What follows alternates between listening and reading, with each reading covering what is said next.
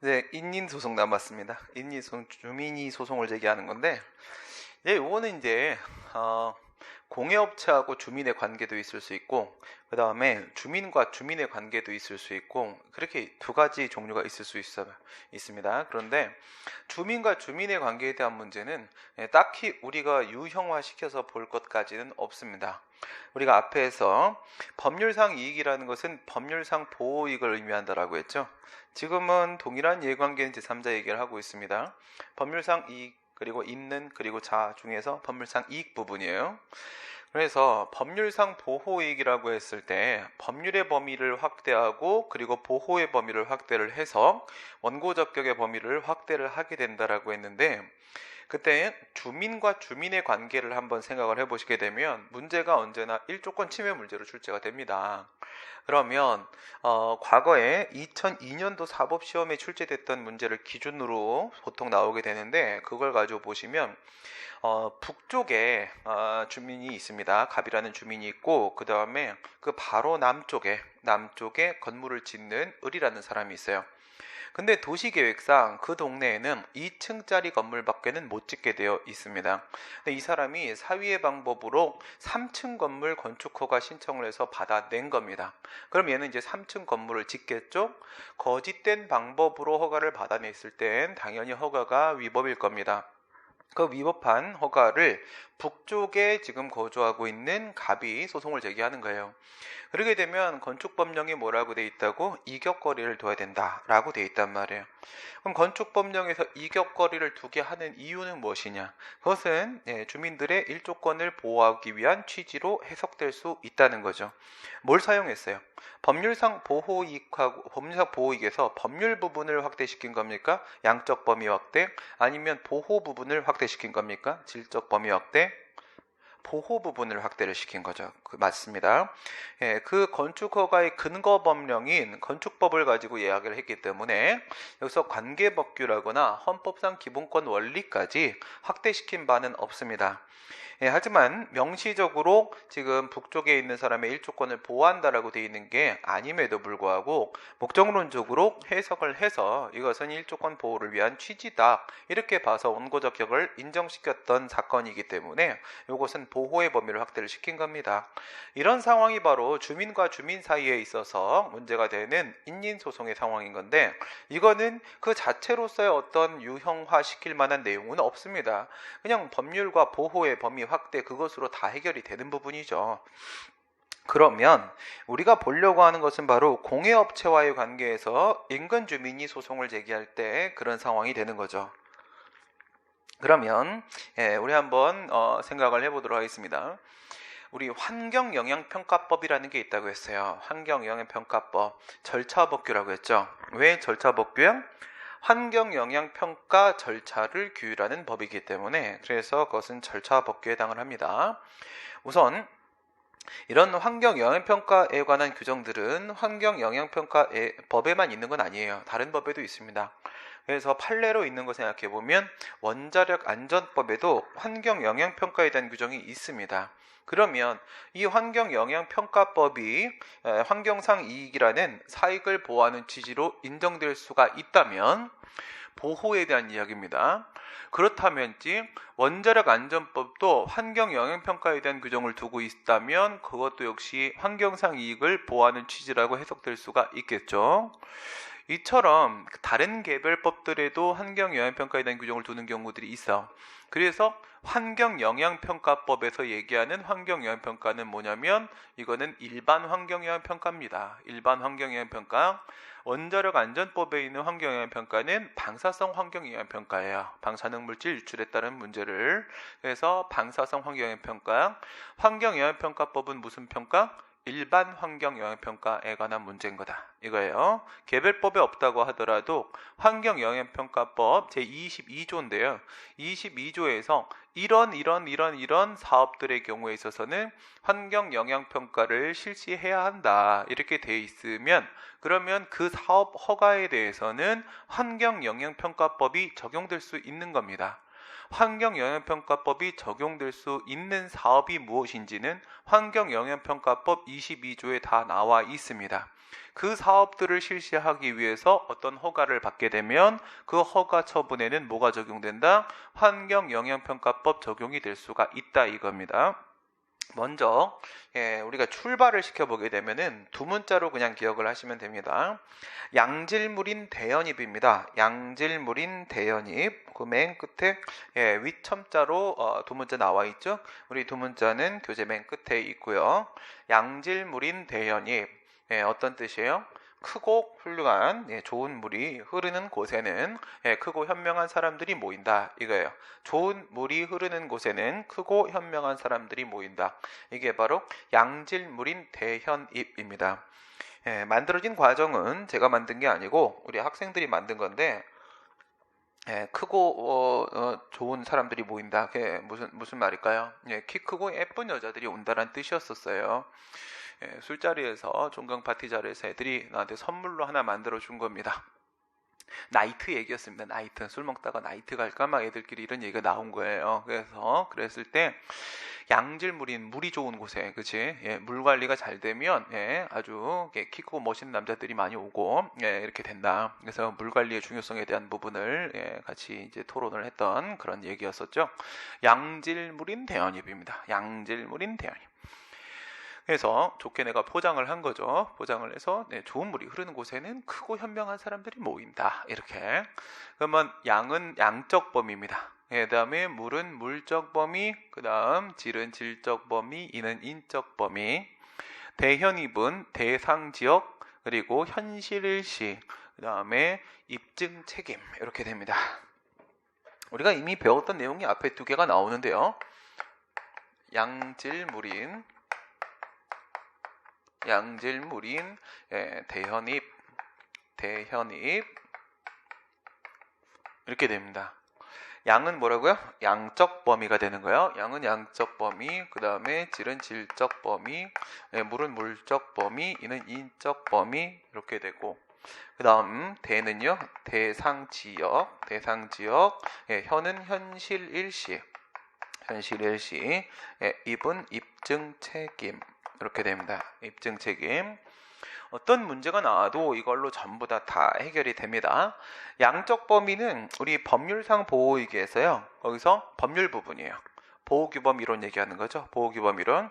보호규범의 범위가 확대가 되면 법률상 이익의 범위도 확대가 되고 원고 적격이 확대될 수 있다라는 겁니다. 그래서 얘는 보호규범 이론 요걸 얘기하는 거고, 그 다음에 질은요 얘는 목적론적 해석입니다. 보호의 범위를 확대시키겠다. 이건 질적 범위를 확대시키는 거죠. 얘는 목적론적 해석. 그 다음에 여기까지는 우리가 원래 이미 알고 있는 내용이에요. 여기까지는. 그 다음부터가 고유한 내용들이고요. 그 다음 물적 범위 요건 이제 대상사업입니다. 대상사업. 그래서 우리가 양적 범위를 확대를 시켜보면 대법원에 따르더라도 관계법규까지는 확대가 되죠. 관계법규 안에는 절차법규가 포함이 되고, 절차법규의 가장 대표적인 케이스는 환경영향평가법입니다. 그러면 절차법규인 환경영향평가법을 근거로도 사익보성이 도출이 되면 원고적격이 인정될 수가 있는 거잖아요. 그렇죠? 그러면 포함될 수 있다? 그렇다. 통과시켰습니다. 그 다음에 이제 그 환경영향평가법을 가지고 왔어요. 가지고 왔는데 그 안에 뭐가 있어야 돼? 사익을 보호하는 취지가 있어야지 원고적격으로 연결시킬 수가 있겠죠. 안 그러면 가지고 온 의미가 아무것도 없겠죠. 갖고 왔더니 그 안에 보니까 먼저 주민들과 공청회를 실시를 하고 주민들의 의견도 수렴을 하고 이런 것들을 바탕으로 해서 그 사업자는 환경영향평가서를 작성을 하고, 이 작성된 환경영향평가서를 가지고 환경부 장관과 협의도 거치고 이런 식으로 하라고 되어 있습니다. 그럼 환경영향평가법에서 이렇게 하라고 하는 이유는 바로 뭐냐? 그런 이유는 저 대상 지역 안에 거주하고 있는 주민들의 환경상 이익을 보호하는 취지라고 충분히 해석될 수가 있다라는 거예요. 폐기물 처리 사업을 여기서 실시를 한다라고 생각을 해보세요. 여기서 아니면 뭐 골프장을 건설한다고 생각을 해보세요.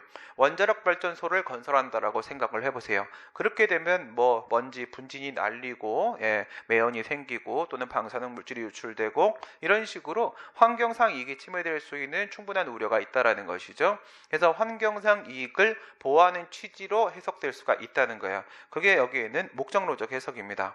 그래, 그러면 이 근거법에서는 사익보상이 인정이 안 되고 있는 거예요. 이거 가지고는 원고적격 인정을 못 하겠어, 인근 주민들의. 그래서 관계법규까지 확대를 시키는데 특별히 관련 법규가 없더라 이거야. 그러면 절차법규를 의심을 해본 거야. 절차법규로 환경영향평가법을 보니까 방금 얘기한 대로 22조에서 뭐라고 얘기하고 있냐? 에너지개발사업, 원자력발전소라거나 체육시설 설치사업, 골프장이라거나 폐기물 처리사업에 대해서는 환경영향평가를 실시해야 된다라고 되어 있는 거란 말입니다. 그래, 그러니까 우선 첫 번째 양적 범위 이거를 끌고 들어온 거예요. 절차법규를. 그리고 그것을 안에서 쥐어짜보니까 뭐가 나와? 사익보호 취지, 생활 환경상의 이익을 보호하는 취지가 인정이 되더라 이거야. 물론 이게 무제한적으로 인정되는 건 아닙니다. 무제한적으로 예를 들어서 이제 북한이 이제 개발이 될 거 아니겠습니까? 그러면 평양에서 막 공장을 짓는다라고 해가지고 서울에 있는 사람이 아니면 제주도에 살고 있는 사람이 소송을 제기하는 게 되겠느냐? 안 된다는 거죠. 안 되는 이유는 뭐예요? 거기서 날린 분진이 우리 동네까지 오는 게 아니란 말이에요. 나는 아무 관계 없는 사람이라는 거예요.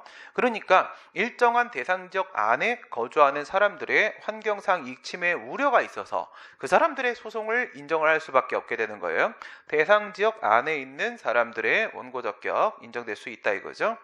그 다음에 이제 물적 범위에 대한 문제인데 이거는 대상 사업 자체가 아니라면 말이에요. 그냥 우리가 일반 이론에 따르면 법률의 범위 안에 환경영향평가법 들어올 수 있는 건 맞고 그 안에 환경상 이익 보호하는 사익보호 취지 있는 것도 맞고 그렇긴 한데 이 법이 지금 이 사건에 적용될 수가 없다면 이 사건에서 내가 그 법을 근거로 원고적격을 주장할 수가 없잖아요. 과연 이 사건에 적용될 수 있겠는가에 대한 문제인 겁니다. 뭐예요? 대상사업, 이 법이 적용될 수 있느냐 없느냐. 방금 얘기한 에너지 개발 사업이나 체육시설 설치 사업이나 이런 거라면 되는 거예요. 근데 거기에 해당 사항이 없으면 이 법은 이 사건에 적용될 수가 없는 겁니다. 요거를 디테일하게 나눠 가지고 들어갔던 그런 리딩 케이스가 있었는데 그게 어떤 게 있었냐면 골프장을 건설을 하는데 그 체육시설 설치 사업에 포함이 되는 것은 맞긴 합니다. 그리고 골프장은 체육시설이 또 맞고 근데 골프장의 면적이 얼마냐에 따라서 저 환경영향평가법 시행령에 보게 되면 그것을 나누고 있어요. 어떻게 나누냐? 25만 제곱미터 이상과 미만으로 나누고 있습니다. 25만 제곱미터 이상의 골프장을 건설할 때는 환경영향평가를 실시해야 되는 게 맞다. 그런데 25만 제곱미터 미만의 골프장이라고 한다면 별도의 환경영향평가가 필요가 없다라고 보는 겁니다. 그러면 25만 제곱미터 미만이라고 한다면 환경영향평가법 적용되지 않겠죠. 적용되지 않으면 인근주민 갑이 그것을 근거로 원고적격을 주장하는 것은 불가능할 겁니다. 그게 바로 여기에 있는 대상사업 물적 범위에 대한 문제입니다. 과연 이 법이 적용될 수 있는 케이스인가 아닌가라는 판단을 하는 거고 여기까지 이제 통과가 되고 나면은 이 법을 가지고 올 수 있고 그 안에 사익보호 취지 있고 이 사건에 적용도 될 수가 있습니다. 그러면 이제 마지막 남은 건 뭐야? 소송을 제기하는 원고 갑이 과연 저 환경영향평가법이 보호하는 그 환경상 이익을 향수할 수 있는 주체가 맞는가? 그것이 나의 권리라고 주장할 수 있는 게 맞는가라는 부분을 생각을 해봐야 된단 말이에요. 관련돼서 나오는 게 바로 대연입입니다. 대연입. 대상 지역 내에 거주하는 사람들의 환경상 이익을 보호하는 거라고 했잖아요. 그러면 이렇게 대상 지역이 있다고 치게 되고 이 대상 지역 안에서 어떤 공장 같은 것을 이렇게 짓는다는 겁니다. 공장을 짓는데 이 대상 지역 안에 거주하는 사람이 있는가 하면은 이 대상 지역 밖에 거주하는 사람이 이렇게 있겠죠. 그러면 안에 거주하는 사람이라고 하면 판례가 뭐라고 얘기하는 거냐면 이 안에 거주하고 있어? 그러면 저 공장을 지음으로써 발생하는 환경상 이익의 침해나 그 침해의 우려가 저 안에 거주하는 갑에게는 사실상 추정된다라고 보고 있습니다. 그러니까 특별한 사정이 없는 이상, 즉 반대쪽 피고가 저 사람 환경상 침해될 리 없는데 라는 것을 반대로 증명하지 않는 이상, 반증하지 않는 이상은 추정되는 것이다 이거야. 추정되는 것이다. 원고적격이 인정된다는 거지. 그러면 밖에 거주하는 사람이라고 한다면 저 사업을 실시함으로 인해서 환경상 이익의 침해를 받지 않을 것이다라는 거죠. 밖에 있는 사람은 원고적격이 인정이 안 된다는 겁니다. 그런데 이게 2006년도에 새만금 사건에서 이런 얘기를 했는데 그 뒤에 이제 대상 지역만 갖고 저렇게 딱 끊어 먹을 수는 없는 거 아니냐. 그래서 그 다음 단계 논의가 나옵니다. 제주도 강정마을 개발 사건에서 또 그 다음 사건에 대한 판례가 계승발전한 판례가 나오는데 이런 얘기를 해요. 그래서 그게 2009년도였었고 새만금 첫 번째 판례 2006년도, 두 번째 판례 2009년도, 그래서 2010년도에 행정고시 5급 공채 쪽에 이 문제가 출제되는데 이렇게 얘기를 합니다. 임산물을 채취하고 있는 사람이 있고 그 다음에 건물하고 토지를 소유하고 있는 사람이 있는데 이 두 사람은 모두 다 밖에 거주하는 사람이에요. 과연 원고적격 인정되겠는가? 이런 식의 문제가 나왔어요. 방금 내 두 가지를 얘기했죠. 임산물 채취업자하고 그 다음에 건물이나 토지의 소유자 얘기를 했어요. 근데 이건 기출 문제고, 근데 실제 판례에서는 이렇게 말을 안 하고 뭐라고 얘기했냐면 농작물 경작자하고 토지 건물 소유자하고 이렇게 나왔어요. 그러니까 농작물 경작자라고 돼 있었던 것을 교수님이 문제에서 임산물 채취업자라고 이렇게 바꾼 것밖에 없어. 그럼 농작물 경작자하고 임산물 채취업자라는 그 얘기는 공통적인 특징을 가지고 있다는 거잖아. 어떤 특징을 가지고 있는지 생각을 해보세요. 건물 토지만 가지고 있는 사람하고 안에서 일을 하고 있는 사람하고의 차이죠. 안에서 일을 하고 있는 사람. 그러니까 둘 다 밖에 거주하고 있는 사람입니다. 이 밖에 거주하고 있는 이 사람인데 이 사람이 안에서 이렇게 농작물을 경작을 하는 사람이 있는가 하면 그게 아니라 여기서 이게 건물을 소유하고 있는 사람이 있더라 이거야. 그래놓고 판례는 이 농작물 경작자는 이 대상 지역 안에서 현실적으로 환경상 이익을 향유하는 사람이다 이렇게 얘기했어요.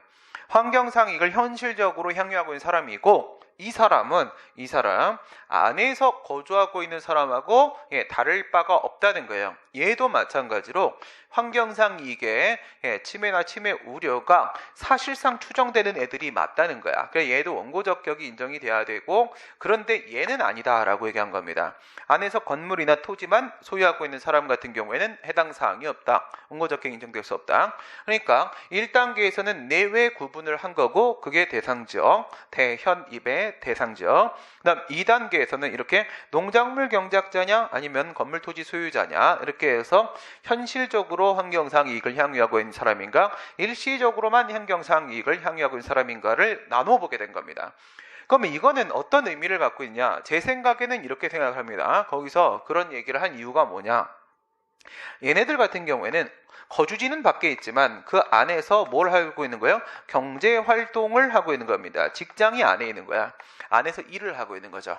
그러면 안에서 일을 하고 있으면 이 사람은 요 밖에 여기서 있는 체류하는 시간하고 그다음에 이 안에서 체류하고 있는 시간하고 어느 시간이 더 오래되겠냐 이거야. 여기 있는 시간이 훨씬 더 오래된단 말이죠. 이게 만약에 원자력 발전소야. 여기서 방사능물질 유출이 됐어. 그러면 이 사람은 여기서 지금 일을 하고 있는데 피해를 보겠어 안 보겠어? 피해를 본다는 거죠. 집이 거기 있는 거하고는 아무 관계가 없다는 거죠. 그래서 실질적으로 파악을 해본 거예요. 그러니까 안에서 이런 식으로 경제활동을 하고 있다. 현실적으로 환경상 이익을 향유하고 있는 사람이라고 한다면 그 사람도 원고적격을 인정해 주는 게 맞다는 거죠.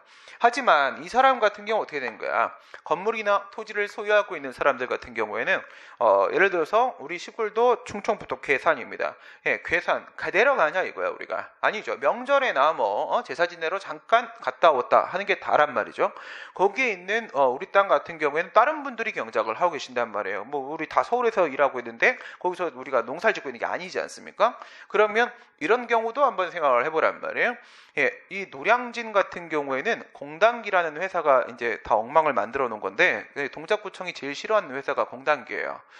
왜냐하면 여기 건물값이 너무 올라갔단 말이에요. 너무 올라가가지고 그래서 이제 올라가다 보니까 모두 같이 올라갔어요. 학생들 반값도 같이 올라갔단 말이에요. 반값이 올라가니까 학생들이 안 들어오더라 이거야. 근데 인강을 제일 유포시킨 놈들이 인강으로 합격하는 게 어려운 걸 지들도 모르는 바가 아닌데 인강 들어 막 이러면서 프리패스라는 걸 말도 안 되는 걸 만들었단 말이야. 근데 프리패스 듣고 합격한 사람은 거의 없단 말이죠. 그래서 거기는 공장기가 됐잖아요. 그죠? 공장이 돼버렸단 말이에요. 공무원들을 장수생 만드는 공장이 돼버렸어요. 공단기가 아니라 공장기잖아요. 들어가면 다 아무도 못 나와요. 이런 상황이 된다면 그게 늪지대. 예, 그렇게 했는데 걔네들이 그런 짓거리를 하는 것은 공정거래법 위반인데 뭐 하여튼 나쁜 짓 하는 거 다 좋다 이거야. 마음대로 하라고. 그런데 이 지역은 살아야 될 거 아니겠습니까? 그죠? 지역 경제를 쟤들이 다 깨버렸단 말이야. 그죠? 번 돈을 가지고 애들이 여기서 써야지 이 동네에서 경제가 살아날 거 아니야. 애들이 다 인강으로 해갖고 공단계에 돈을 갖다 줬으니 그 돈은 어디서 쓰여요? 공단기 먹는 것 빼고는 다 다른 지역이야. 다른 지역. 여기서 실강이 살아나게 되면 어떻게 돼? 실강을 들으면 거의 대부분이 합격을 한단 말이지. 그런데 실강을 못 오는 이유가 뭐야? 반값이 비싸서야. 예, 생활비가 너무 많이 나갈 거 아니겠습니까? 무슨 일이 있었어? 보통 이렇게 한 층에 지금 우리가 있는 이 아이비 건물은 한 층에 2,500만 원입니다. 한 달 빌려 쓰는데.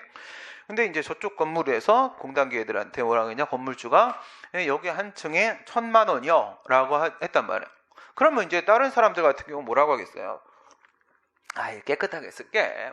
800 정도 합시다. 뭐 이렇게 뭐 얘기를 할 거 아니겠습니까? 그런데 공단기는 그때 1,000만 원이라고 했더니 바로 얘기했어요. 1,500 드릴게. 끝. 그래 버리니까 이후에 계속 그러고 돌아다녀. 그러고 돌아다니까 건물주들이 갑자기 어깨 힘이 빵빵 들어가기 시작하지. 뭐 1,000원 시작. 야, 막 불러도 될 것 같아. 그래 막 부르는 거야. 막 부르다 보니까 그런 식으로 상가 건물 막 이렇게 나가니까 그러니까 이런 뭐 원룸이나 고시원이나 이런 데들도 마찬가지인 거죠. 이래 불러도 되는 거야? 그래서 다 올려버린 거야. 그 지역이 엉망이 돼버리지 않습니까? 그럼 여기서 세금이 안 나와요? 세금이 안 나오면 동작구청은 어떻게 살아? 그러니까 이제 악의 축이죠. 그렇죠? 악의 축입니다. 공무원 수험생 바보 만들고 그 다음에 지역 경제 망가뜨리고 지들만 다 가져가는데 더 이상 얘기 안 하겠습니다. 저거 가족 회사입니다. 여기까지만 얘기했습니다. 가족에서 여기까지는 팩트였고요. 더 들어가면 뭐 허위 사실이다 이럴 수도 있으니까 그죠? 근데 가족 회사입니다. 이건 부정 못합니다. 그러면 그 다음엔 여러분들의 상상에 맡기겠습니다. 이거죠. 돈이 어떻게 돌겠어? 거기서 나온 돈이 어디로 들어가겠습니까? 당연히 자기 주머니에 들어가죠. 그러니까 우리가 싫어하는 그 형태예요. 근데 그걸 잡아야 되는 공무원들이 거기서 공부를 하고 있다고? 얼마 전에도 저기 뭐 벌금 나왔나 그랬을 겁니다. 그게 그 100명을 애들을 한 강의실에 모아놓고 나서 딴 학원 병신이다 공단기 만세 이거 댓글 작업 자유한국당한테 가서 배워왔대요. 그래서 그거를 이제 엄청 하다 걸렸어. 걸려가지고 벌금을 받고 또 뭐 하는 자를 계속해 이렇게 얘기합니다. 다음에 나오면 또 낼게 이러죠. 그 예전에 심지어 남부에서 쟤네가 완전은 초짤 때 공단기 초짤 때 그지 같은 새끼들이 막 나타났고 막 이를 아니 학생도 하나도 없는 새끼들이 내가 1등이다 막 이런 광고를 계속 내는 거야. 그러니까 남부에서 무슨 소리야 내가 1등인데 그래갖고 가처분 신청을 했는데 법원이 받아줬습니다. 공단기 너 다시는 1등이란 말하지 마라. 그랬는데 계속합니다. 계속하죠. 1등 될 때까지 합니다. 돈 내면서 그냥 계속합니다. 걔들은 그냥 걔네들은 하여튼 뭐 우리나라와는 아무 관심이 없는 애들이. 난 내가 봤을 땐 그냥 아무 더 이상 얘기할 것도 없고 그냥 악마 같아 악마. 그렇습니다. 그 얘기를 내가 왜 했죠? 그러니까 그가 왜 했을까? 뭐죠? 하여튼 걔들 얘기하면 흥분해가지고 안질무린 대원님, 전주윤 씨, 여기까지 왔으니까 하던 거 합시다. 그래가지고 이게 보세요. 이 대상 지역의 안쪽에 바깥쪽에 이렇게 했죠. 안쪽에 바깥쪽에 이렇게 되면은 동그라미 이렇게 되는 거예요. 이게 추정이죠. 추정. 사실상 추정됩니다.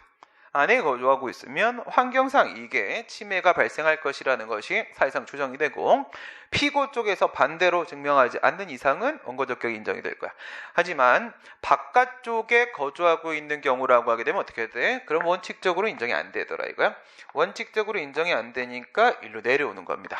2단계로 내려왔습니다. 이렇게 2단계로 내려오면 다시 요거를 나누더라 이거야. 현실과 일시와 이렇게 나눴어. 그래서 현실적으로 환경상 이익을 향유하고 있는 사람, 그러니까 거주지는 바깥쪽인데 안쪽에서 경제활동을 하고 있는 사람이라고 한다면 여기 훨씬 더 오래 체류할 거라는 거지. 그렇다면 그 이익의 침해 문제에 있어서 만큼은 안에 거주하는 사람하고 또이또이다라는 거지. 달라질 이유가 없다는 거야. 그러면 같은 것은 같게 다른 것은 다르게 취급을 해야 되는 거니까 이 친구 역시도 원고적 격이 인정돼야 된다. 이게 판례 입장이고 여기서도 추정이라고 했습니다. 여기서도 추정.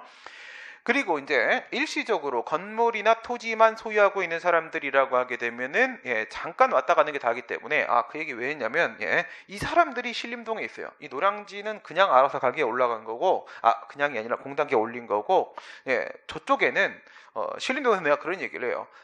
거기는 주관시기 때문에 인강으로 해결이 안 돼요. 거기는 인강이 뭐 어쩌고 프리패스고 나발이고 아무도 관심이 없어요. 답을 쓰고 채점을 받아야 되거든. 그러니까 직접 오는 수밖에 없거든. 그러니까 오는데 방값이 엄청 비싸졌단 말이에요. 거기도. 그 밥값만 봐도 그래요. 밥값만 봐도.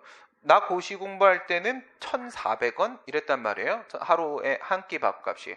1,400원이면은 내 방 바로 앞에 그때 방 바로 앞에 고식당인데 뭐 삼겹살, 아구찜, 뭐 안심, 뭐 스테이크 막 다 나와. 1,400원이면 다 먹어도 돼. 그냥 먹고 싶은 만큼 다 먹고 그리고 이제 한 끼로 하루를 충분히 때울 만큼 가능해요. 근데 요즘에 애들 물어보니까 야, 니는 얼마인데? 그랬더니 어디는 4,500원, 어디는 5,000원이 넘어가. 그러면 야, 그냥 일반 식당과 다를 바가 없잖아. 가격 경쟁력은 없는데 그래도 뭐 많이 먹을 수 있으니까 뭐 그냥 뭐 그래도 거기가 나와서 막 이런 얘기를 하는 거예요. 가격 경쟁력은 이제 없어진 그런 상황이죠. 근데 신림동 같은 경우에는 그런 게 있어요. 그 전에 그런 얘기를 했죠. 저기서 했나요? 그 우리나라에서 제일 못 사는 동네가 신림동이었어요. 그리고 이제 조금 나아진 게 이제 전두환이라는 이제 살인마가 있는데 그 살인마가 살인을 하려고 서울대학교를 거기다 갖다 박아버렸단 말이에요. 어떻게 살인을 하려고 했겠을까? 서울대가 옛날에는 단과대별로 다 나눠져 있었단 말이에요. 서울 지역 안에 이렇게 나눠져 있으니까 그 진에 있는 지역에 있는 타 학교와 연대 투쟁이 가능했어요. 그런데 얘네들을 한쪽으로 몰아버리는 거야. 서울대 애들이 쪽수가 엄청 많거든. 그래갖고 안으로 몰아서 안쪽으로 막아버린 겁니다. 근데 오히려 그쪽이 요새 같아갖고 데모가 더 활성화됐어요. 이런 일이 아무튼 거기다 다 때려 박아버리니까 학생들이 어디서 먹고 살겠어요? 그 근처에서 먹고 살아야 될 거 아니야. 그러니까 다 거기에서 살다 보니까 그 지역이 어느 정도 경제가 좀 나아지기 시작을 했습니다. 그러면서 이제 약간씩 건물들이 좀 올라가기 시작해. 그래서 한때는 한번 50평짜리 건물을 동네 한번 다 지은 적이 있어. 아예 베껴놓고 다시 다 지은 적이 있거든.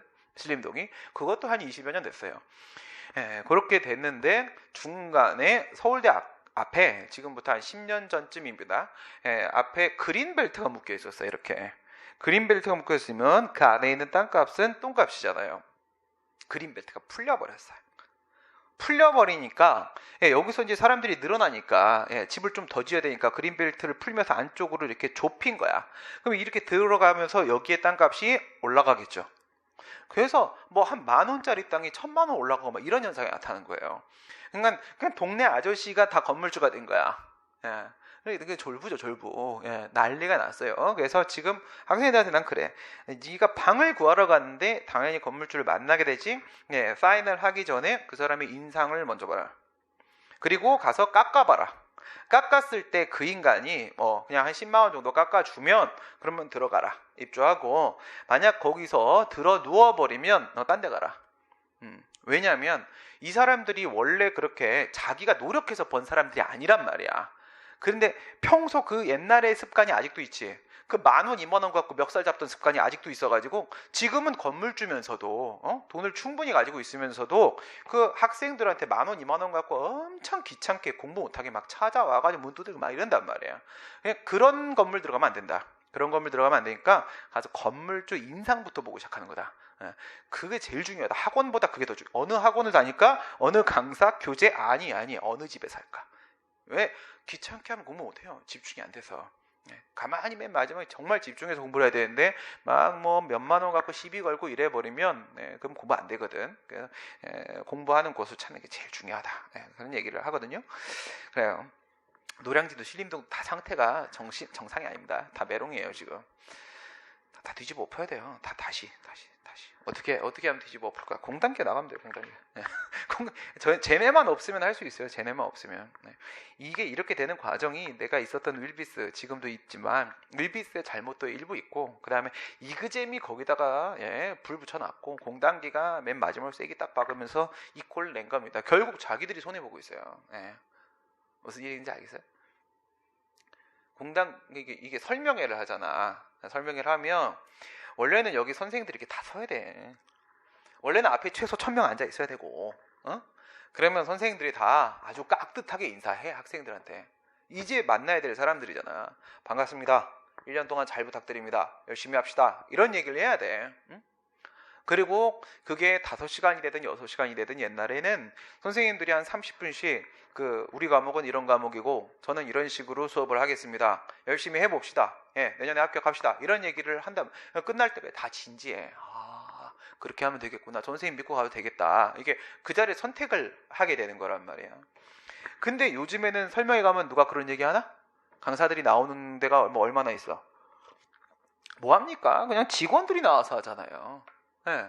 직원이 뭘 알아요, 솔직하게. 직원이 가르칠 수 있는 건 아무것도 없어요. 결국 공부가 시작되면 직원 안 만나요. 선생하고 지지고 볶고 1년 동안 하는 거지. 근데 왜 이런 현상이 나타나냐? 공단계들이 처음 딱 와가지고 막 사은품 주기 시작한 거야. 근데 그거 받아 먹으러 온단 말이에요. 나도 신림동에서 옛날에 보면서 우리는 안 그러는데 우리는 설명이 와도 아무것도 안 줘요. 신림동에서 설명을 해주면 고맙다고 해야지. 어디서 뭘 달래 미쳤냐? 아주 그냥 손모가지 분질러 버릴까 보다 막 우리 이래버리거든. 자신 있거든. 뭐냐 도대체 이래버리는데 노량진 오니까 깜짝 놀랐어. 애들한테 아이패드를 주고 막 이러는 거죠. 처음 쟤네가 딱 시작을 했어요. 그랬더니 그거를 윌비스가 받아 먹었어요. 윌비스가 그 다음에 막 엄청난 선물들을 그러고 나서 이그잼이 뭐랬는지 알아? 몇 달 뒤에 설명회에서 차를 주겠습니다. 그랬어요. 이게 지금까지 이러고 있잖아. 그러니까 학생들이 수험생이 아니에요. 오는 애들이 수험생 아닌 애들이 그냥 앉아있단 말이야. 그러니까 상담 좀 합시다. 그럼 수험생이 아니니까 얘기를 왜 해? 그냥 간단 말이지. 아무 관심 없는 놈들이 와서 돈 벌러 오는 거예요. 그냥 오면 5만 원 준다, 오면 10만 원 준다 이런 막 얘기하고. 장난합니까 지금? 공부하는 곳에서 이 성스러운 곳을 이렇게 오염시키면 안 되는 거거든. 그래서 뭐가 없어져야 돼요? 공단계가 없어져야 돼요. 쟤네만 없어지면 다 해결될 수 있어요. 네, 자유한국당 같은 그런 존재고요. 네, 삼성 그런 느낌이죠. 네, 그냥 없어지는 게 맞는. 이 원고 적격 안 끝나겠다. 끝냅시다 그냥. 끝내봅시다. 그래가지고 얘는 안 되잖아, 그지? 동네에 잠깐 오는 사람은 안 됩니다. 다시 이렇게 내려갑니다. 다시 이제 여기서 입증을 하는 사람하고 입증을 안 하는 사람하고 이렇게 나눠진다. 하는 사람은 원고 적격 인정이 된단 말이에요. 이거는 추정되는 게 아니라 예외적으로 인정되는 거고 결국 얘는 인정이 안 되는 겁니다. 얘는 결국 인정 안 된다. 오케이? 그럼 얘는 뭐 하는 거냐면 얘는 입증을 한다. 밖에 거주하는 사람입니다. 밖에 거주한 사람인데 이런 것도 해당 사항이 없는 사람이에요. 현실적으로든 일시적으로든 아무것도 없는 사람입니다. 근데 이 사람이 나는 여기에 살고 있지만 여기서 방사능 물질이 유출되면 나라고 안전하겠냐? 라는 거를 자기가 과학적으로 입증을 하는 거예요. 그러면 전문위원회에서 지금 설정해 놓은 이 대상 지역의 범위가 너무 협소하다라는 게 증명된 거잖아요. 그러면 이 대상 지역이 이렇게 확대가 되는 거예요. 여기까지 이렇게 확대가 되는 겁니다. 그러면 여기 살고 있는 친구는 기존의 대상 지역에 따르게 되면 밖에 거주하는 사람이지만 바뀐 이 대상 지역에 따르게 되면 다시 바뀌어서 안에 거주하는 사람으로 바뀌겠죠. 바뀌게 되면 얘도 원고 적격 인정될 수가 있는 거죠. 이게 바로 맨 마지막에 있는 입증에 대한 문제입니다. 이게 다예요. 되게 복잡한 사건이었는데 결론을 내리면 이렇게 되고요. 그래서 어디로 가보시냐면 51페이지로 가보시게 되면 환경영향평가법과 원고 적격 문제 엄청 많이 나오는 겁니다. 먼저 기본적으로 양질 부분이죠. 양질 부분에서 법률의 범위를 확대시키는 거 가능하죠. 그 다음에 목적론적 해석하는 것도 가능했었죠. 그 다음에 이제 들어가서 물적 범위. 물적 범위 들어가 보시면 환경영향평가법이 적용될 수가 있겠는가? 여기서의 관건은 바로 대상 사업이냐 아니냐. 대상 사업이 밑으로 내려가서 no, 아니라고 한다면 아까 25만 제곱미터 미만의 골프장 이런 상황 생각하시면 됩니다. 그렇다면 원고 적격 그냥 깨지는 겁니다. 없고 그 다음에 대상 사업이 맞다면 그 다음에 인적 범위에 대한 문제로 넘어간다는 거지. 그럼 양질 물인에서 양질 물까지 해결이 된 거예요.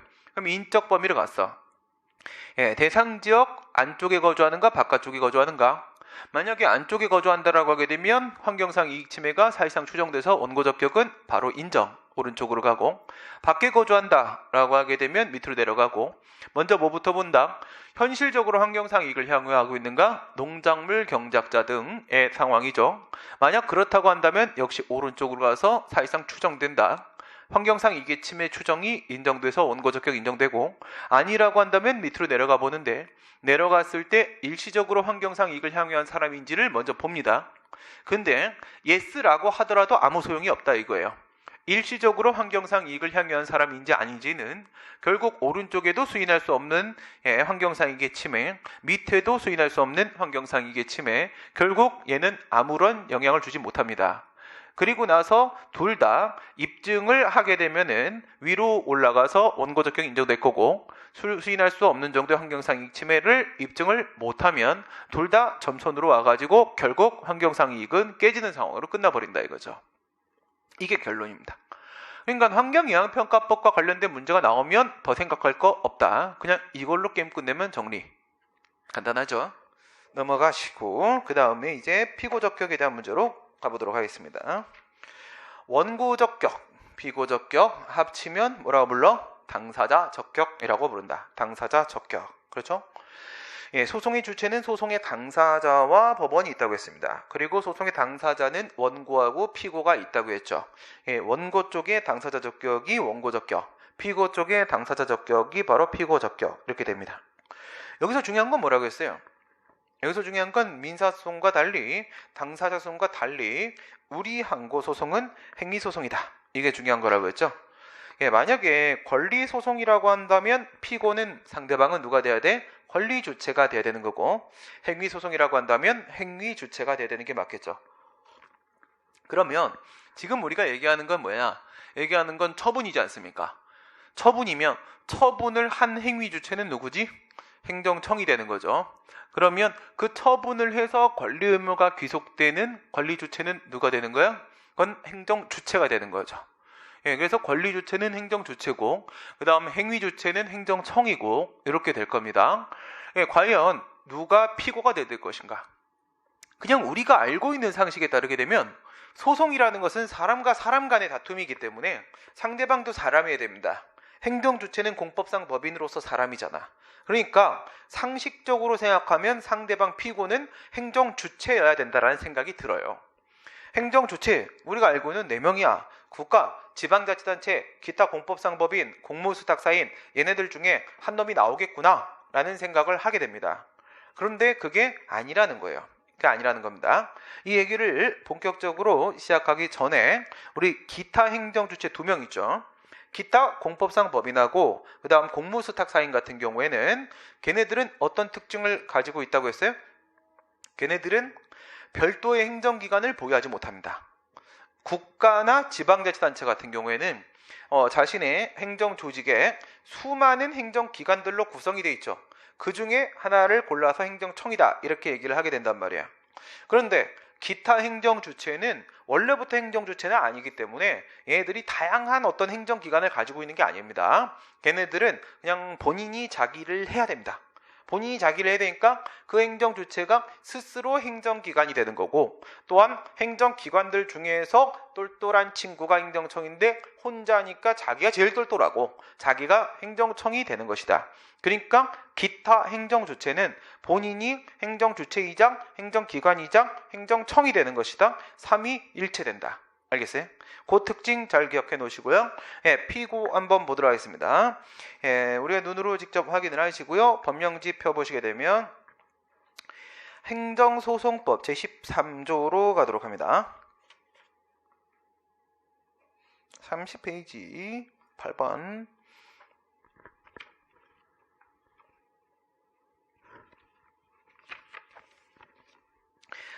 (13조에) 보시면 취소소송은 다른 법률에 특별한 규정이 없는 한 그 처분 등을 행한 행정청을 피고로 하며, 이게 이제 1항 본문 쪽이고요. 그 다음에 뒤가 이제 1항 단서입니다. 처분 등이 있은 뒤에 그 처분 등에 관계되는 권한이 다른 행정청에 승계된 때에는 이를 승계한 행정청으로 피고로 하며, 이게 1항입니다. 그리고 이제 처분 등을 행한 행정청이 없게 된 때에는 그 처분 등에 관한 사무가 기속되는 국가나 공공단체를 피고로 한다. 이게 2항입니다. 지금 컴마로 끊겨져 있는데 첫 번째 부분이 1항 본문, 그 다음에 두 번째 부분이 1항 단서, 그 다음 세 번째 부분이 2항입니다. 13조 1항과 2항에 대한 내용입니다. 그러면 지금 뭐라고 했냐면, 다른 법률에 특별한 규정이 없는 한 처분 등을 행한 행정청이 피고라고 했어요. 여기서 우리가 주목해야 될 거는 바로 처분 등을 행한 행정청. 알겠어요? 처분 등을 행한 행정청. 얘가 됩니다. 처분 등을 행한 행정청. 근데 그 앞에 다른 법률에 특별한 규정이 없는 한 있죠. 그러면 다른 법률에 특별한 규정이 있으면 어떻게 된다는 거야? 처분 등을 행한 행정청이 아니어도. 그러니까 이거를 있잖아, 극단적으로 생각하면 아예 행정청이 아니어도 피고가 될 수 있습니다. 행정청이 아니어도. 예, 그 문제부터 볼까? 아니면 앞에부터 볼까? 뭐부터 볼까? 예, 우리 이런 상황 생각해 봅시다. 뭐 얘기 나왔으니까 요거부터 합시다. 다른 법률에 특별한 규정이 있는 경우가 누굴까? 잠깐 그 밑에 보시게 되면요, 53페이지 교재 보시면 우리가 대상적격에서 배웠을 때 취소의 대상은 뭐였어요? 처분 등. 그리고 등은 뭐였어? 재결. 그러니까 처분하고 재결이지. 그럼 처분에 대한 취소를 제기할 수도 있고 재결에 대한 취소를 제기할 수도 있습니다. 그러면 처분에 대한 취소를 제기하게 되면 피고는 누가 되는 게 맞는 거야? 처분을 행한 행정청, 처분청이 되는 거죠. 재결에 대한 취소를 제기하게 되면 재결을 행한 행정청, 재결청이 피고가 돼야 되는 것이겠죠. 그래요. 기본적으로 그렇습니다. 다른 법률에 특별한 규정이 없는 이상. 그럼 다른 법률의 특별한 규정을 한번 생각을 해볼게요. 근로기준법이라는 게 있고 노동조합 및 노동관계 조정법이라는 게 있습니다. 지금 무슨 얘기하는 거냐면 뒤쪽에 나와 있는 얘기인데 그 법에서는 그 말이 먼저 나와가지고 55페이지 합의제 행정청 거기입니다. 55페이지 합의제 행정청 설명할 내용이 좀 많습니다. 독임제 행정기관이 아니라 합의제 행정기관에 처분인을 발령한 경우에 합의제 대표자가 아니라 합의제 행정청이 바로 항고송의 피고 적격을 가진다. 다만 중앙노동위원회의 처분에 대해서는 중앙노동위원회 위원장이 피고가 된다. 이게 무슨 말인지 알겠어? 이게 완전히 거꾸로 되고 있다라는 얘기거든요. 지금 뭔 뜻인지 모르겠죠? 네, 몰라 정상이야. 예, 안다 그러면 내가 할 말이 없잖아. 봅시다. 우선 행정기관은 독임형으로도 만들어질 수 있고 합의형으로도 만들어질 수 있다고 했죠. 독임형으로 만드는 경우는 그 행정기관의 구성원이 몇 명이야? 한 명으로 되어 있다는 거야. 그 다음에 합의형으로 만든다는 것은 행정기관의 구성원이 여러 명으로 되어 있다는 거죠. 한 명으로 만드는 이유는 책임 소재를 명확하게 하기 위함입니다. 분쟁이 발생했을 때 누구한테 그 책임을 물어야 될 것인가, 그것을 명확히 하기 위해서는 행정기관의 구성원이 한 명인 것이 좋습니다. 그런데 합의형으로 만든다라는 것은 바로 뭐냐면 행정위원회로 만든다는 겁니다. 위원회입니다. 행정위원회. 이와 같이 합의형으로 행정기관을 구성한다라는 뜻은 책임 소재를 명확하게 하는 것도 필요하지만 그보다는 신중한 판단이 필요하다는 겁니다. 더욱 신중한 판단을 하려고 하게 되면 여러 사람이 함께 상의해서 결정을 하는 게 더 나을 겁니다. 그래서 합의형으로 만들게 됩니다. 책임 소재를 명확하게 하고 신중한 판단을 하기 위해서 각각 독임형 행정기관과 합의형 행정기관으로 구성을 하게 됩니다. 위원회는 그 중에 합의형 행정기관이 되는 겁니다. 그 다음에 이제 방금 전에 얘기했던 근로기준법이나 노동조합 및 노동관계 조정법이라는 게 있습니다. 이런 생각을 한번 해보시기 바랍니다. 근로기준법은 뭐를 규율하기 위해서 만든 법이냐면 저쪽에 사업주, 사용자 있죠. 회사 쪽이 있고 이쪽에 이제 개인 각각의 근로자들이 있지 않습니까? 개별 근로자들이 있는데 그 회사와 근로자 A, 근로자 B, 근로자 C, 근로자 D 이렇게 그래서 개별적인 근로 관계를 규율하려고 만든 법이 바로 근로기준법입니다. 그러니까 사용자하고 A 관계, 사용자하고 B 관계, 사용자하고 C 관계 이렇게 되는 거예요. 근데 노동조합 및 노동관계조정법은 이런 관계를 얘기하는 게 아니라 이 전체를 하나로 보는 거예요. 이 전체를 하나로 봐서 사용자와 그리고 근로자들 이렇게 되는 겁니다. 이렇게 되면 집단적인 노사관계를 규율하기 위해서 이쪽에 집단이죠. 집단적 노사관계를 규율하기 위해서 만든 법이 바로 노동조합 및 노동관계조정법입니다. 이제부터 개별적 근로관계를 규율하는 것은 근기법이라고 말하도록 하겠습니다. 근기법, 여기에는 이제 집단적 노사관계 쪽은 이제 노조법이라고 말을 하도록 하겠습니다. 노조법. 노조가 강성이면 안 된다라는 주장을 하는 사람들은 공부를 더 해라 라고 난 말해주고 싶고요. 노조가 극단적 강성으로 치닫았을 때 사회는 발전되고 경제가 발전됩니다. 그건 경제학에서 다 배운 얘기예요. 그게 왜 그러냐면 이거는 항상 되게 사람들이 어리석은 생각, 그러니까 잘못된 그 허위 의식들을 우리한테 많이 심어놔서 이제 쏘가 넘어간 게 우리 아버지 시대고, 우리 시대는 아버지들이 쏘가 넘어가신 분들이 아주 정말 일천한 논리로 우리를 강변하려고 들다가 우리에게 막힌 거죠. 그래서 우리는 합리적이죠. 우리 시대는. 그리고 여러분들은 우리 시대의 이 합리성을 받아먹고 있으니까 여러분들은 이제 수혜자예요. 우리 시대에서 얼마나 그걸 깨려고 얼마나 힘들게 싸웠는데 아니다 막 이러면서, 그치? 아니다 한번 하면 한 명 구속되고 아니다 한번 또 구속되고 이렇게 하면서 여러분 시대 참 좋은 시대 같은 거예요. 이제 뭐 뭔 소리 해도 상관없잖아요. 하고 싶은 말 다 해도. 그래, 잘 생각을 해봅시다. 왜냐면 아까 얘기한 건 뭐냐면 노조가 지나치게 강성으로 가서 잘못된 행보를 보이면 조합원들이 가만히 안 있어요. 당연한 거 아닙니까? 바보입니까? 그죠? 지금까지 봐도 군사정권이 잘못하면 국민들이 참다 안 되면 일어나잖아. 마찬가지. 그러면 또 우리 하나 배우는 겁니다. 교훈을 하나 또 얻고 그 다음 단계로 넘어가는 거란 말이에요. 노조도 똑같은 겁니다. 이런 단체나 집단 같은 경우에는 그 지도부가 잘못된 행동을 하게 되면 많은 걸 배우게 돼요. 그 과정에서. 그게 필요한 거지. 언제까지 이렇게 피해만 다니고 도망만 다니고 할 수는 없는 문제고. 그래서 이제 두 개를 한번 비교해 보게 되면요, 근기법에서도 이런 게 있어요.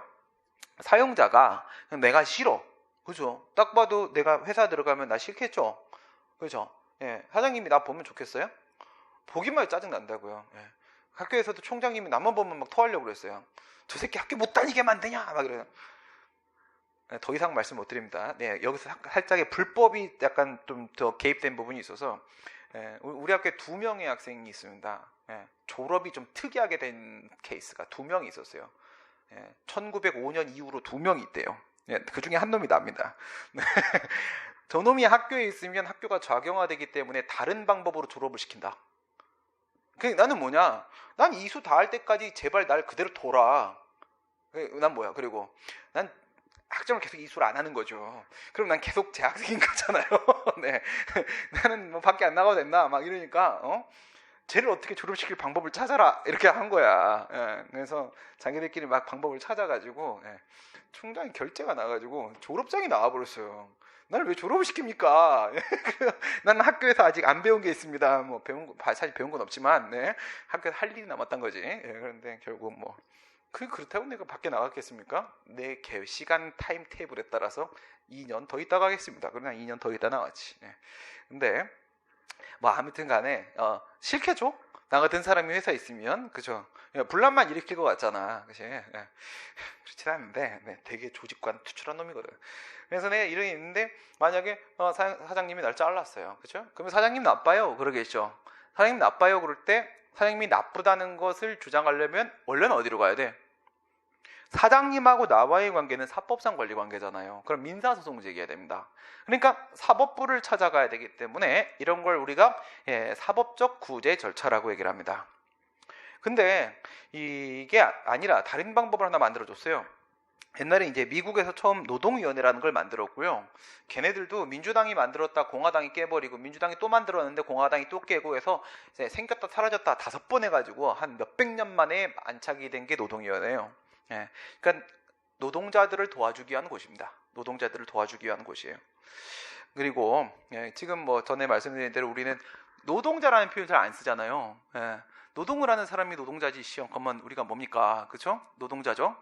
그것도 박정희가 근로자라고 이름을 바꾼 거라고요. 이제 난 노동자로 표현하겠습니다. 아니 근데 내가 근로자가 익숙해 입에. 자꾸 판례에서 근로자라고 하니까 나도 그게 자꾸 익숙해지는데 이게 세뇌인 거예요. 아니라는 인식을 갖고 있지만 편한 대로 막 이렇게 되거든. 그래도 계속 아니라는 인식은 가져야 돼요. 그래서 이제 뭘 만들었냐, 우리나라에도 노동위원회라는 게 만들어졌어요. 미국하고 일본 걸 약간 우리가 좀 참고를 해가지고 일본 건 미국 걸 갖다 꽂은 거고요. 우리나라는 우리나라 마음대로 막 만들었어요.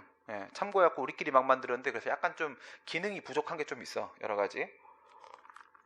그 노동위원회가 지방노동위원회라는 게 있고 그 다음에 고용노동부 장관 바로 밑에 중앙노동위원회라는 게 있어요.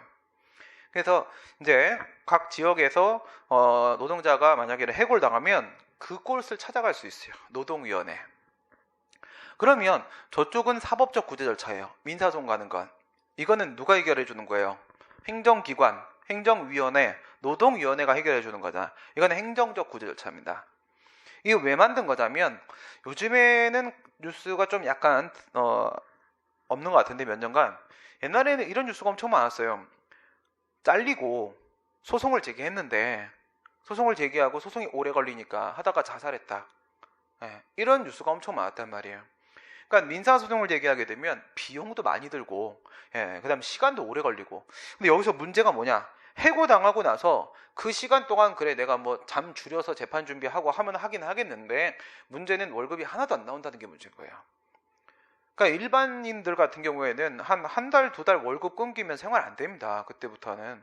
그래서 월급이 끊긴 상태에서 소송 계속해야 되는데 결과도 낙담할 수가 없는 상황인 것이고 언제 끝날지도 알 수가 없어. 이러니까 사람들이 자살하는 거예요. 그래서 생긴 게 노동위원회입니다. 이거는 금방 끝납니다. 이거는 그냥 일반 행정심판과 마찬가지로 길어봐야 60일이에요. 근데 실제로 들어가면 60일 안 걸립니다. 진호이 중노이까지 다 끝내는데 걸리는 게 한 2달이면 돼요. 들어가고 나오고 들어가고 나오고 막 엄청나게 신속하거든요. 우리가 알고 있는 일반적인 행정심판보다 속도가 거의 KTX 수준입니다. 엄청나게 빨라요 이게. 그게 얘들의 장점이에요. 지방노동위원회 찾아가면 이 지방노동위한테 내가 뭐 해달라는 거냐면 이거야. 아까 전에 우리 봤던 거 있지.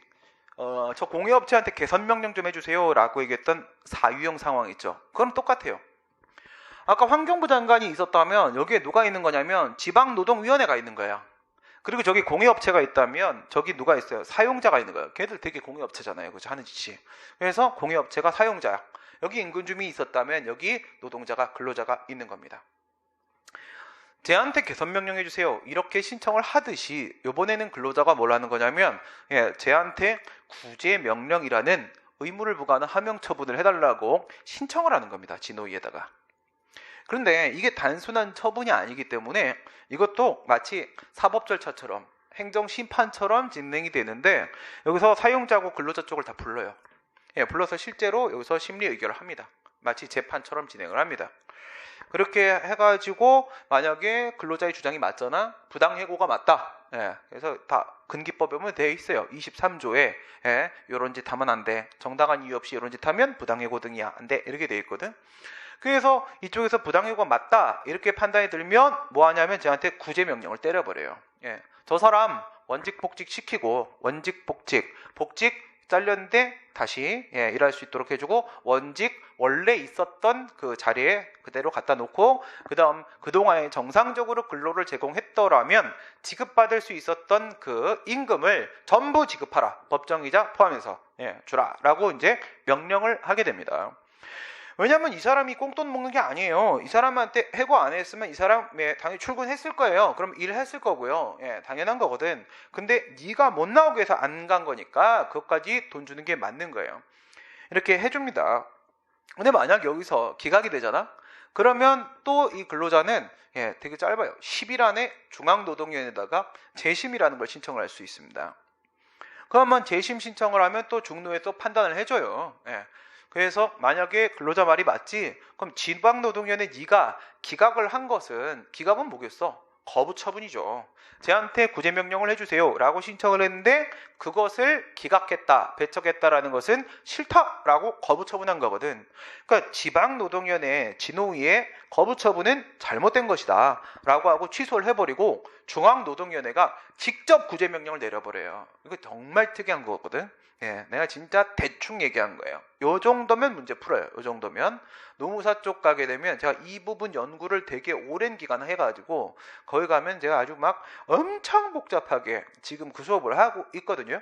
노동관계 행정법에 대한 우리나라 국내 최초 강의를 시작합니다. 최초의 책이에요. 예, 교수님들도 논문이 하나도 없거든. 예, 내가 모든 노동관계를 다 분석해 드리겠습니다. 예. 애들 재밌어 죽죠. 근데 엄청 어려워가지고 수업할 때 나도 제정신 아니거든. 의자 딱 갖다 놓고 시작합니다. 이렇게 가야 돼요. 제정신 아니 엄청 어려워요.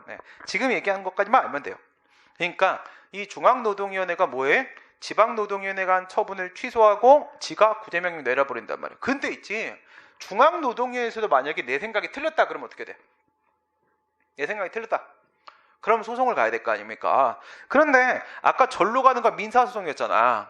여기는 분명히 행정기관이 행위를 했잖아. 그러면 얘네들이 한 게 이 진노위가 한 게 처분이고 이 중노위가 한 게 재결이거든. 그러면 난 소송을 제기할 때 어디로 가야 돼? 행정소송으로 갈 수밖에 없어요. 그러니까 이 라인은 노동위원회의 구제 절차의 연장선상에서 행정소송이 대기하고 있단 말이에요.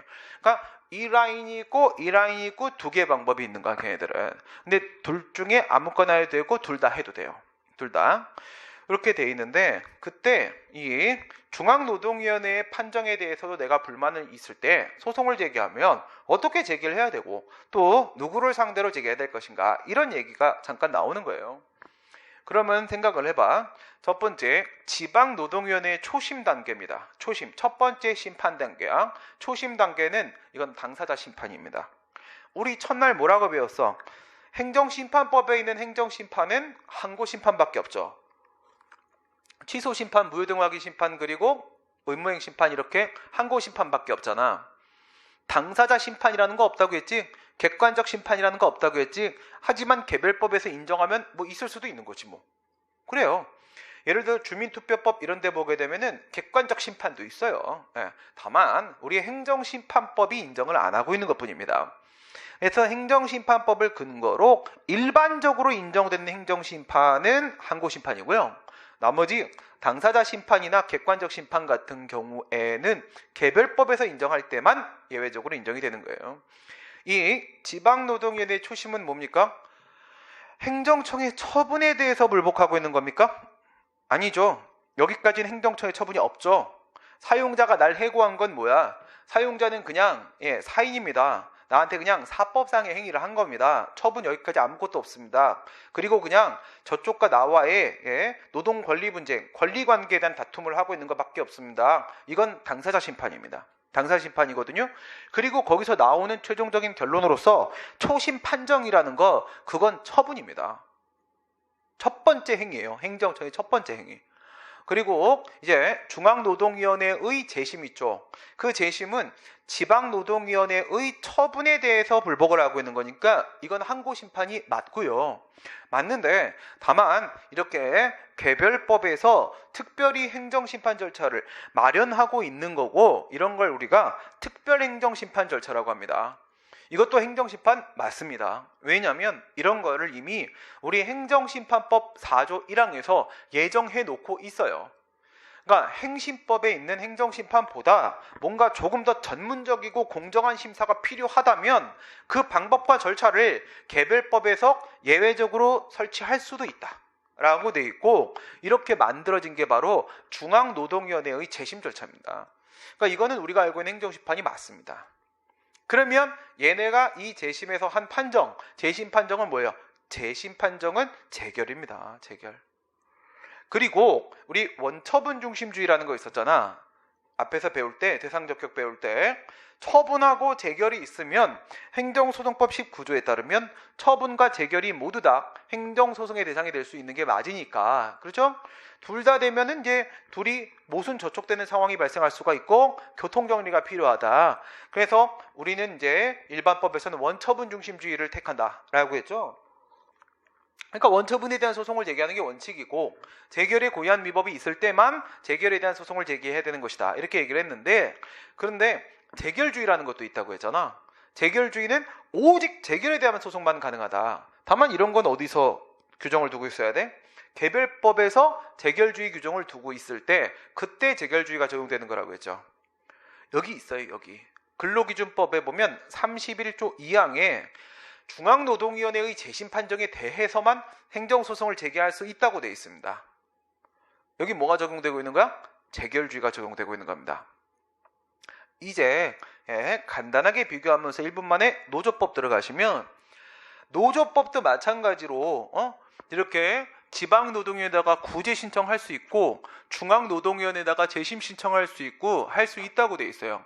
다만 이거는 집단적 노사관계에 대한 문제이기 때문에 내가 집단적 노사관계 노조법이 원하는 건 뭐냐면 정상적이고 정당한 노조활동을 회사가 방해해서는 안 된다는 거예요. 그러니까 노조 와해 공작을 부린다거나 아니면 노조의 정상적 활동에 방해가 되는 행동을 마주 지랄같이 해요. 애들이 막 뉴스 나온 것만 봐도 막 그러잖아. 한 놈씩 또는 노조 간부들 한 놈씩 막 괜히 돈 찔러주고 이런 식으로 막 공작을 한단 말이죠. 그런 거 말고도 그래도 말 안 들으면 막 잘라버리잖아. 이런 것도 안 되는 거고 방법을 이렇게 뒀어. 노조 사무실에다가 돈 쓰라고 돈을 왕창 갖다 줘.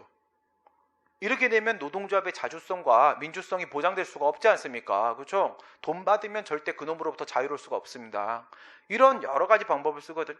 이렇게 정당한 노조 활동을 방해해서는 안 되는데 그 방해를 받을 때 노조가 받는 경우도 있지만 근로자가, 노조의 조합원인 근로자가 받을 때도 있지. 그래서 여기는 두 명입니다. 근로자나 또는 노동조합이 지방노동위원회에다가 구제 신청할 수 있어요. 그리고 똑같이 중노위에다가 재심청할 수 있고 똑같이 재결주의 적용을 받아가지고 재결 취소송만 허용됩니다. 그러면 여기까지 이제 왔는데 그러면 여기서 피고가 누구냐는 거야. 우리가 소송의 대상이 뭔지를 알면 피고가 누구인지도 나오잖아. 원래는 소송의 대상이 만약에 처분이면 피고는 처분청이 되고 소송의 대상이 재결이면 피고는 재결청이 돼야 되는 거잖아. 그러면 지금 소송의 대상은 재결이잖아. 재심 판정에 대한 취소만 허용하죠. 그러면 소송의 대상이 지금 재결이죠? 그러면 피고는 누가 돼야 돼요? 재결청이 돼야 되는 거지.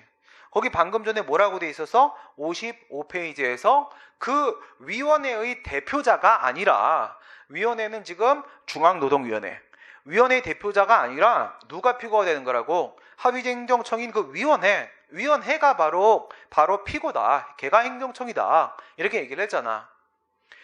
그런데 여기는 뭐라고 돼 있냐면 지금 근기법과 노조법 얘기했죠. 거기엔 아무 말이 없는데 이 노동위원회 절차에 관한 일반적 규율을 하는 노동위원회법이라는 게 따로 있어요. 거기 보면 노동위원회법이 나오죠. 그렇죠? 나와야지. 나오네요. 그렇죠? 로마자 5번에 노동위원회법이라는 게 있는데 방금 얘기했던 노동위원회 있지? 그 노동위원회의 절차를 일반적으로 규율하는 거야. 일반적으로. 그러니까 근기법에는 부당 해고 등 사건, 부해 사건이라고 하는데 그에 대한 노동위원회 절차밖에 없어요. 그 다음에 노조법에는 부당 노동행위라고 하는데 그 정당한 노조활동을 방해하는 거를 그 분호 사건에 대한 노동위원회 절차밖에 없어요.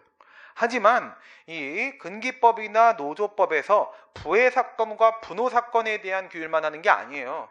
여기에도 플러스 알파, 여기도 플러스 알파가 있어. 근데 그 플러스 알파 부분에 있어서들의 분쟁 해결 절차로서의 노동위원회 절차에 대해서는 근기법과 노조법에 아무 말이 없어요. 그럼 어디로 가야 되겠어? 그냥 일반적으로 노동위원회는 이렇게 운영하는 것이야 라고 되어 있는 노동위원회법에 적용을 받을 수밖에 없어요. 그러니까 근기법과 노조법에 아무 말이 없으면 노동위원회 절차에 관한 일반법으로서 노동위원회법 적용을 받거든.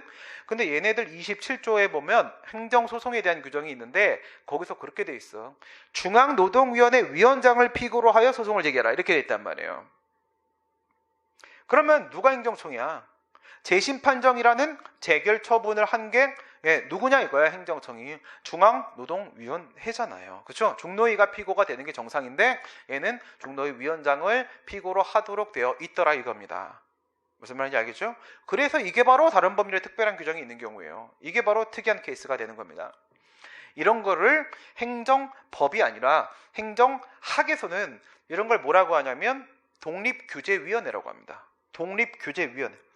나도 이게 왜 그런지 도저히 모르겠어갖고 행정법 교수님들도 이게 대해 설명을 안 하시고, 예, 그리고 뭐 당장 이쪽 일을 하는 노무사 애들도, 예, 뭐 왜 그러는 거예요 형 막 이러는 거야.